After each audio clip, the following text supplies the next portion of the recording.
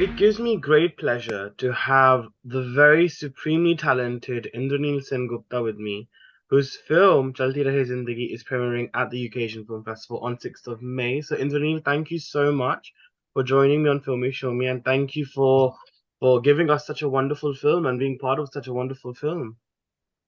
Thank you for having me here. I'm really I feel privileged to talk to you.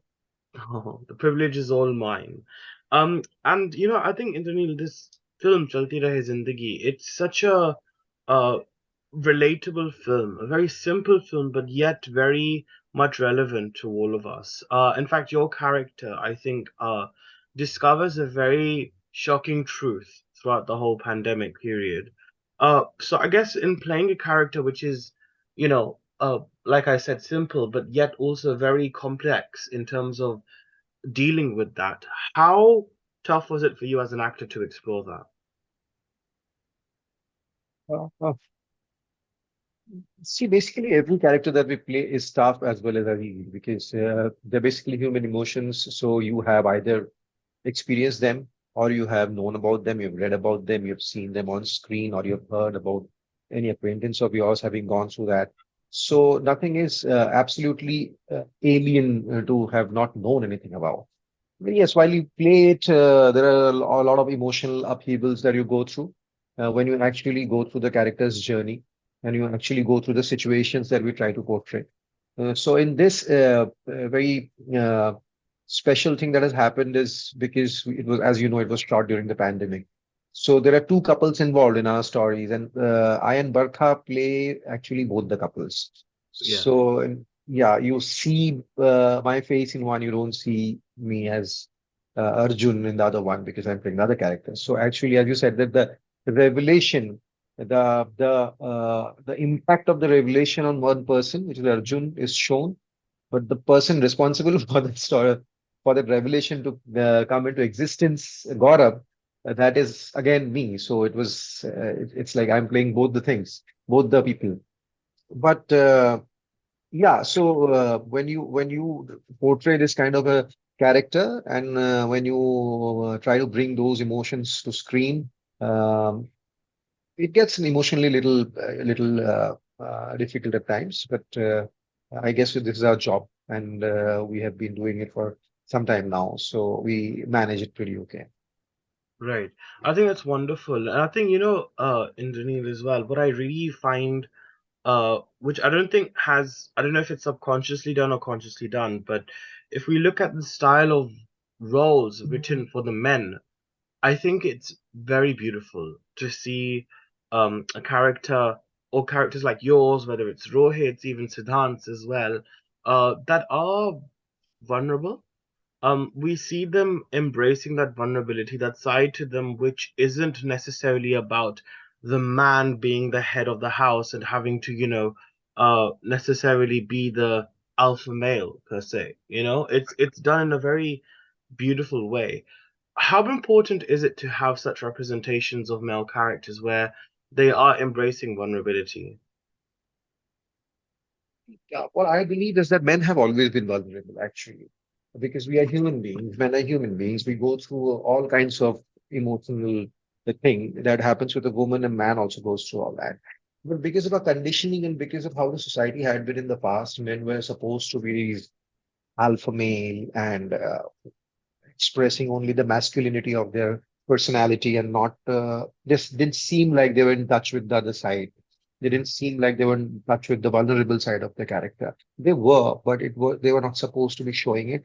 At least they never showed it on screen because audience wanted to see a hero or a male like that, that stereotype. I feel today we are showing men as more real. So I think this is just a real portrayal of it. This is not that the characters have been made vulnerable. No, men were always vulnerable. But today we don't shy away from showing it. In real life, also, we don't shy away from expressing our vulnerability. We don't shy away from expressing that we could cry, that we could be broken, that we could be helpless, that we need help at times from our women to hold us up, pull us up, and to help us. And that is being shown on screen, which is a great change, I feel, overall. in society as well as in cinema today. Right, yeah, very beautifully said. And I think obviously, the characters, like I said, are very close to reality. I think one can definitely identify with any of them. And where it provides a voice for the financially stable people, they also sort of is a voice for the migrant workers, the Right. ones of society who unfortunately do have financial struggles and suffered a lot due to the pandemic. So obviously, or based on that aspect, to what extent were you able to internalize your experiences and observations of the pandemic through the craft in this film? I think, see, when we thought our part of the story Parda, or Chalti Rahe Zindagi, I think that was the first story that we shot, or maybe one of the first stories that we shot. Right. And that time, pandemic was at its peak. Like Yeah. things were really restricted. The restrictions that go with the pandemic, and that as they have been shown in the story, we're actually living that at that point of time. So to operate with, if it was a fictional story, if a pandemic would have been fiction in the story, then probably I would have to put myself mentally in that space and imagine that this thing could have been happening. But actually, you're living that. So I feel what we tried to do at that point of time is to just invest ourselves emotionally in the story, in the story of Arjun and Aru and Gaurav. I forgot Gaurav's wife's name. Sorry, it has been quite some time. That's all right. So yeah, we try to invest ourselves emotionally in the story, in that story of these four characters, and because the adapting to the pandemic or living with the pandemic was already happening in our life, and it was already happening on screen at that in that story.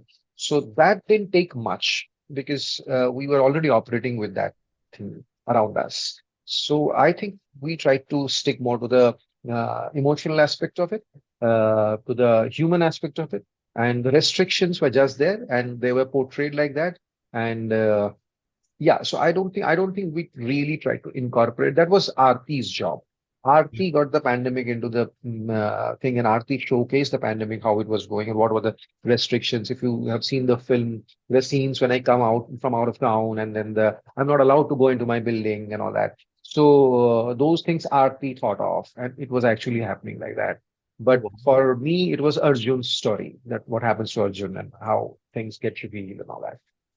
Right. So yeah, It's quite bizarre, isn't it, when you think about it? The fact that you're shooting a film about a pandemic and you're literally going through it at that point in time. I mean, technically we still are. I mean, it's COVID's not gone anywhere, but right, right. the fact that you're shooting for a subject and you're in that subject within, it's like a film within a film almost. Did you ever feel Right. that impact at all throughout the making of the film? On the contrary, as you said, did I feel lost ever? I think what we felt at we actually found ourselves through this film because the pandemic was there, and we were sitting at home, and everyone was so frustrated because of the physical restrictions, because of not being able to go out and all. That's a different story. But we were all out of work, as you know, everyone was out of work. Yeah. So it looked very uncertain at that point of time, and there was we didn't know what was going to happen, whether we would ever be going out and shooting again, whether we would be able to resume our lives again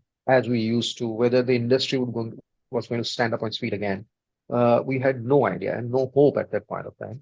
So when this film was offered to us, when Aarti came and spoke to us, we were extremely delighted to do it because uh, we wanted to act, we wanted to work, we wanted to say stories, and that was not happening for some time. So I think at that time, during the pandemic, Chalti Rahe Zindagi became our voice, and we were very happy to do it. So we actually very happily did it, and uh, so the existence of the pandemic or the living with the pandemic was not much of an issue while shooting for the film. We were in a very happy state while we were shooting for the film, just because we are doing something, doing some creative work, and bringing some stories to the people. Right. Now, Indraneil, I would love to talk about your body of work. I think it's very wonderful to see how you've transitioned from modeling to acting. In fact, I'm always fascinated because quite often, I think when models win pageants or any sort of contests, they ask you that question about an acting career. But necessarily not every model who looks great and has wonderful personalities can actually also translate that into craft of an actor on screen, right? So for you, how certain were you actually about knowing that you'll be an actor? I never wanted to become an actor, nor did I want to become a model at a certain point of time. When I did my studies, and I was actually working also for it for about 1.5 years. At that point of time, I had never thought of getting into modeling. I was into fitness. I was always very conscious of fitness, and I was into bodybuilding, to be honest, a certain level of bodybuilding at the point of time. And then I was living in Ahmedabad, and I was offered to walk the ramp for local stuff. And I took part in a few of them and enjoyed doing it. And then one of my friends showed me a magazine that I remember it was Femina, I think it was 1994.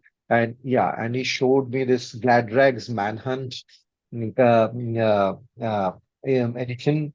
And I think Rajat Bedi won it that time. And there was Inder Mohan Sudan and all that. Then he bought another Femina no, so this was in Glad Rags magazine, not in Femina. He brought another Femina magazine, which had Arjun Rampal on the cover, and then I see Milind Soman and Mark Robinson and Rahul Dev. Like, wow, man! So I got really inspired, and then suddenly the modeling bug got to me, bit me, and then I shot a very basic Ahmedabad portfolio, which is nothing to, I mean, rave about, but yeah, then I entered for Gladrax in 1999 and I came to Bombay and I ranked in the top five. John Abraham won the contest that time. Interesting. Yeah. Yeah. So after that, in 2000, I took the risk of quitting my job, shifting to Bombay to pursue modeling. And that's how I got into modeling. At that point of time, I never wanted to become an actor. I was very happy being a model. And I lived the life of a model, with great physique and how a model is. But then, as you know, models will age, and modeling is very specific about physical appearance. And then also, it happens gradually in India that almost everyone into modeling, the next step is to get into acting. So that happened to me as well. And then there were music videos were very rampant at that point of time. And I did quite a few music videos. And then I started enjoying being a part of story. And then ads happened. And then gradually got into acting.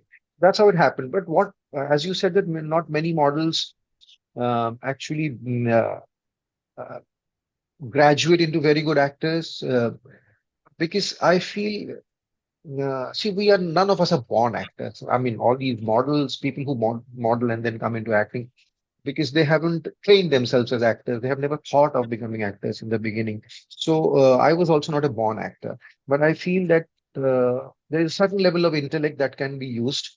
How you understand the profession, how you grasp more, how you learn more, how you incorporate whatever you've learned.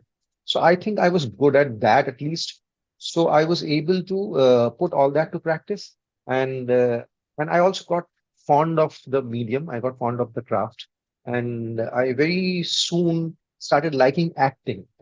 Not that I didn't like modeling, but I started liking acting, and then I started working towards it, working at it, and it's every day is a learning process. I'm even learning now, but I like acting. I like the art of acting. Right. And like I said, I think you've had your hand at various Indian language films. I mean, of course, mainly Hindi, but you've also done a lot of Bengali work, which I will be Right. talking to you about as well. You've done a Telugu film. I think you've had a special appearance in like a Assamese film as well.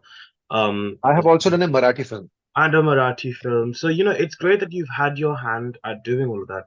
But I think for me, when someone mentions Indraneil Sengupta, I don't know why, but for me, I just imagine your character in 1920.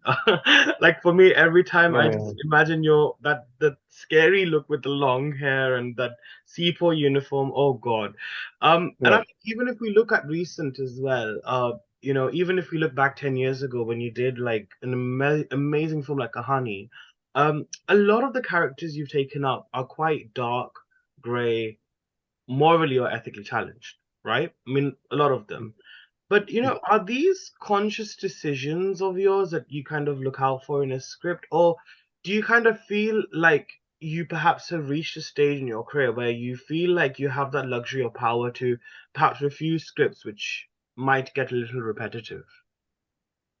No, I think this is absolute coincidence that I got roles like this right in the beginning, like when I mean now it is tried and tested that I could be doing gray shades. I have done enough gray shades. So now if anyone offers me a gray shade, that's not much of an achievement from the casting director because people have seen me like that.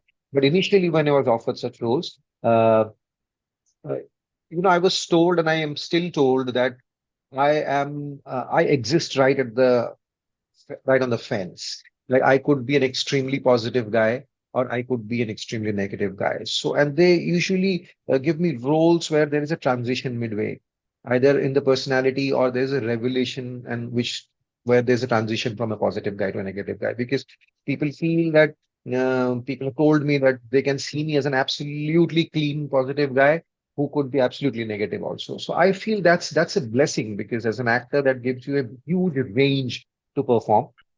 Secondly, I'm very happy to do roles like this because otherwise, if you are a positive guy or a negative guy, in our Hindi work or Indian work, mostly the more popular work, they're very unidimensional characters. They're written very unidimensionally. Like if you're a good person, then you're a good person, and good person gets boringly good in sometimes. And similarly, a bad person has to be always bad. He's bad about everything. So that also is very unidimensional. In real life, people are not so unidimensional. Like consider Indraneil. Indraneil is at times a very nice person. At times, he's a jerk. So, and he could be the worst person around. So that's how we all are. So I like playing these roles where there are changes in the character. There is a moral degradation of the character. Uh, so because it's very real and it gives me a lot of scope to try and grow as an actor, to try and showcase whatever I have learned or what I try to do. So I'm very happy doing that. This is a happy space for me. Sure.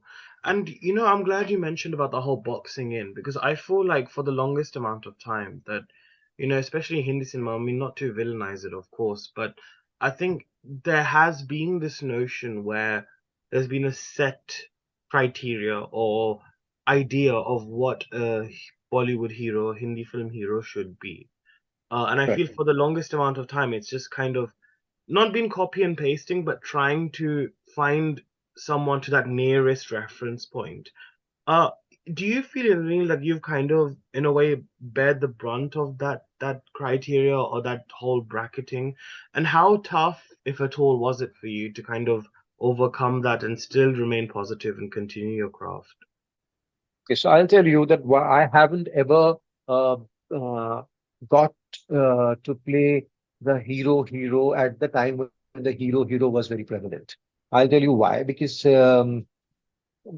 I'm a very shy person, very reserved person. So I was never flamboyant, and I never had that aura of a Hindi film hero. I never carried that. Hmm. And secondly, I am a terrible dancer. So when I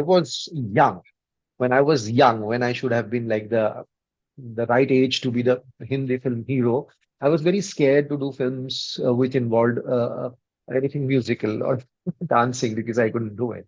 And I told them right in the beginning that I can't dance. So that section of work I could not have got into at all. So it limited my options. I was always looking at uh, something which was more intense, more quiet, more silent, more brooding, because that was within my zone that was my personality. So then those roles were character roles at that point of time. They were not essentially the heroes, or they were negative roles, or they were character roles. Today things have changed. Today the hero is also brooding. The hero is also complexed. The hero also is suffering from inferiority complex at times. The hero has skeletons in his closet. Today it is happening. It never used to happen that time. So I'm glad that I exist in the industry at this point of time when I'm getting to explore all these variety of roles. But when I was younger, uh, I was not. I don't think I was cut out for the quintessential Hindi film hero in terms of my ability and in terms of my persona also. Right. So yeah, I didn't find it convincing enough. As an actor, you need to be convinced in what you're doing. Otherwise, the lie comes through. So I was not convinced that if 10 people come running at me with hammers and I give one punch and 10 people go flying away. I'm not convinced in it. So I find it stupid, and stupidity shows on my face. So so I could never do those things. I still can't do those things. And more I dwelled in the realistic space, the more it was character role before, and now it is more. I could be a hero also because today Rajkumar Rao doesn't play quintessentially He-Man-esque hero, nor does Ayushmann, Same. so nor does Nawaz. So they're very good actors. I should not be comparing myself to them, but I'm just giving them as reference points. So yeah, so I think I'm glad that thankfully that I'm in the industry working right now when it's some great work is happening. Mhm. I find it very fascinating when I meet an introvert who is working as an actor, because I think it's such a great medium for them, I'm sure, because they are able to express themselves, which they perhaps wouldn't be otherwise socially. Right, right. So I guess for you, Indrani, I think number one is, where do you think this introvertish attitude or personality developed from? And secondly, do you also feel that acting is, I mean, you said it was your happy space before, but do you also think that it's your way of maybe expressing yourself in a way that perhaps you aren't able to otherwise socially as well? I really see it could be subconscious. I don't know. I consciously don't do it. I consciously don't use acting as a medium to express myself, which I am not able to do otherwise because of the introvert I am. So how it started is I'm a single child, and Oh, me too. yeah, yeah. And so I have never had too many friends, and that's how I am. It is not that I am not friendly. I'm absolutely a very friendly person, but I always say that I read that line.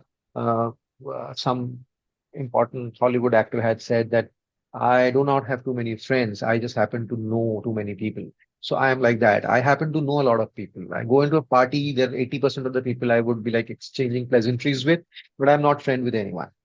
Uh, I keep my life very closed. I do not talk about my life to anyone. I do not talk about my work to anyone.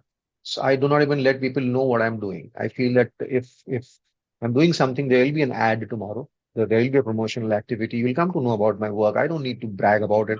So that's how I feel. And I am very shy of people. I do not like public places. I do not like crowd. So that's one of the reasons probably I have never been able to do theater. I've never wanted to do theater.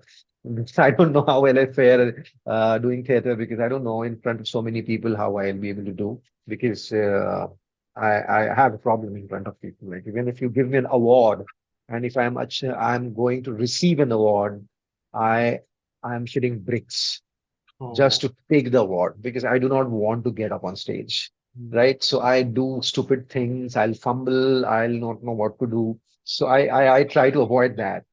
Uh, but I enjoy acting in front of the camera. And I'm absolutely comfortable acting in front of the camera now, like for quite some time. Initially, there were hiccups, of course, for everyone there is, but now I'm absolutely comfortable, and I actually have gotten very fond of my work, and I think that is my driving force. And I like to do that.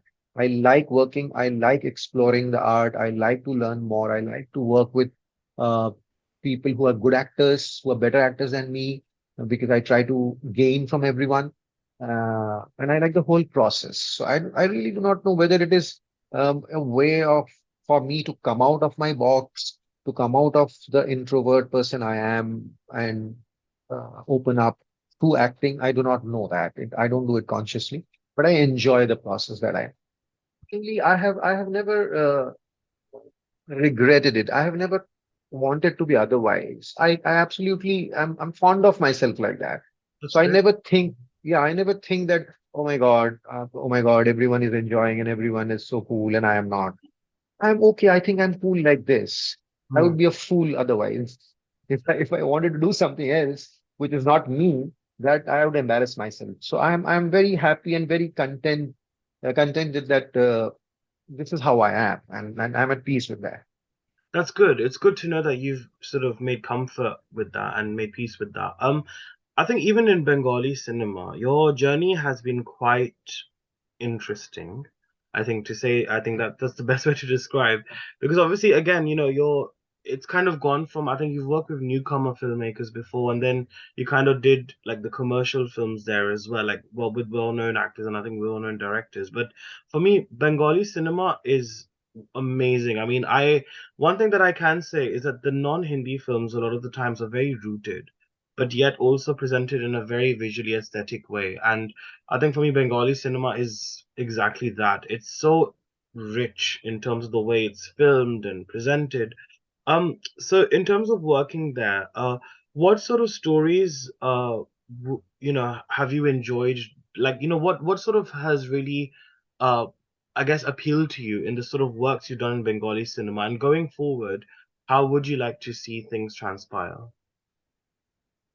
I'll tell you, even in Bengali cinema has happened to me accidentally because I was doing television that time and I got approached for a role, for the lead role in a film made by the late Buddhadev Dasgupta, who's like this very popular name internationally. At the point of time, the only excitement for me was to have Buddhadev Dasgupta on my resume. That, okay, I have worked with Buddhadev Dasgupta, right? Because I had not seen a single work of his. So I agreed to do the film, and then I just did my backlog. I mean, I did my homework and I watched all his films. And I'm telling you very honestly, the language of his films that time was not for me. And that time, yeah, at that time, those films were like too intellectual and too slow. And so I didn't really enjoy watching those films at that point of time. Um, I enjoyed doing his film. I enjoyed doing his film. I learned a lot of that film. And then gradually, as I started getting Bengali film projects, I was doing television that time. So I actually quit television because I could not have handled both demands of daily soap on television and these good films that I was getting, good stories and good characters. So I continued doing them and I really liked it. And for a period of around 3, 4 years, I did some really good Bengali films. Mm, And then what happens is when you get to a certain level where people start knowing you and you're popular and you are considered as the new kid on the block and you're doing so well. And then at that time, there are so many suggestions and you want to grow bigger and people wanted to cast me in commercial films. Commercial is the song and dance routine, and if not even dance, but still romantic song, this, that, and all. And I think that was a wrong step that I took. I did a few commercial films, and as I said again, that I'll repeat it that I had no conviction, so I did something which I was not convinced in, and I don't think I did well in that. So then I had to take a back seat, and there has been a period of time when I was not doing Bengali films. I came back to Bombay, and I was trying to work more in Bombay because my daughter was growing up.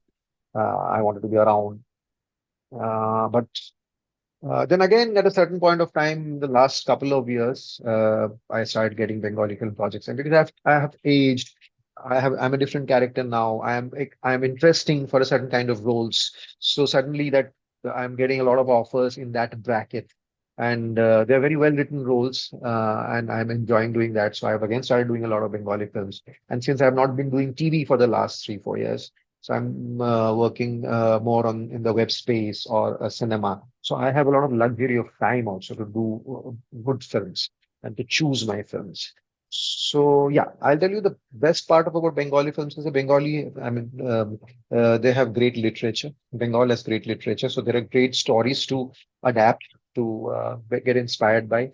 The talent is great. I mean, they have brilliant writers, brilliant directors, even excellent actors. So I love working with that kind of talent, with those kind of stories. The musicians, I mean, great music, the great DOPs, within the budget that Bengali cinema has, which is minuscule compared to what we get around here in Bombay, the kind of product they come up with is exceptional. And I think it's exceptional.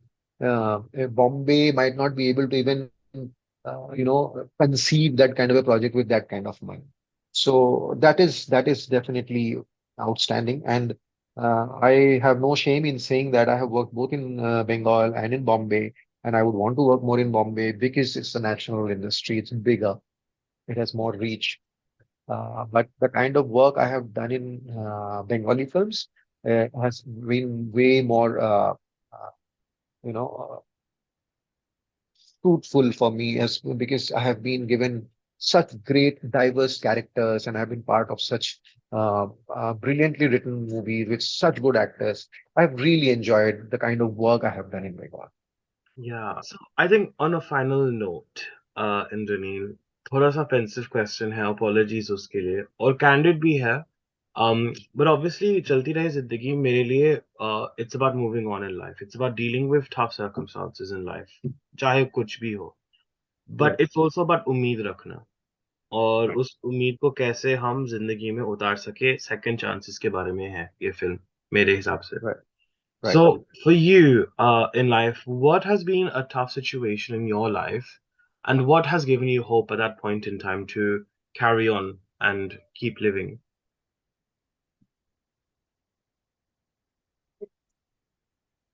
See, I have never liked talking about my personal life ever with the media, but since it has been very well reported of late as to what has been happening in my life, so yeah, I feel my marriage uh, falling apart is a very tough word, but yeah, but I feel that since whatever has happened uh, I think that has been tough. That has been tough on both of us, and it's not a great feeling. Definitely, it's not something you would be happy about or enjoy it. Uh, but then it's not about hope. It's about see when two people get together and they get together out of love, and when you have spent so many years with someone. I don't really think you can really unlove anyone. The love always exists. Love takes various forms, but love always exists. So I feel uh, that's what we should always keep in mind. And it's not about a new hope or a new ray of hope or the put or starting afresh or starting anew. It's not about that. It's about taking if there have been something which is not really a pleasant thing that has happened in your life, taking it in your stride and move on and continue to believe that if you have liked someone at a certain point of life, you will like that person irrespective of what. Like I feel that when the day we reach a stage of maturity where a stage of loving someone like parents love children, uh, I think that is how it should be. Like the parents love their children unless there are some exceptional cases, but otherwise parents love children, and even when the children mess up and are the worst, but parents still love children, right? So, so yeah. So if we could achieve that level of love with anyone whom we love, either a partner or our family or our parents or our spouses or our lovers, that would be wonderful.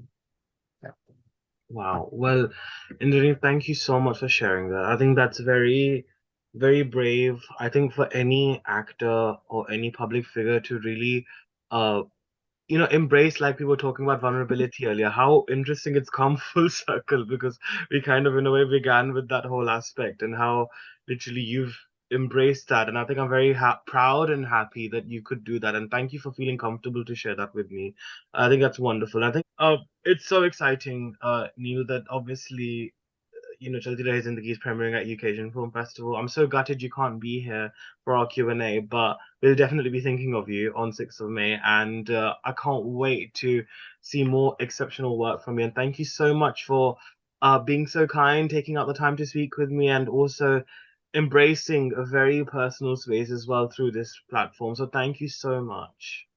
Thank you so much, Anuj, and I hope that I keep doing good work so that I could be repeatedly talking to you on a regular basis. And I hope you have a good time, and people there out there in the UK have a good time watching Chalti Rahe Zindagi, and I hope you all love it. Thank you so much.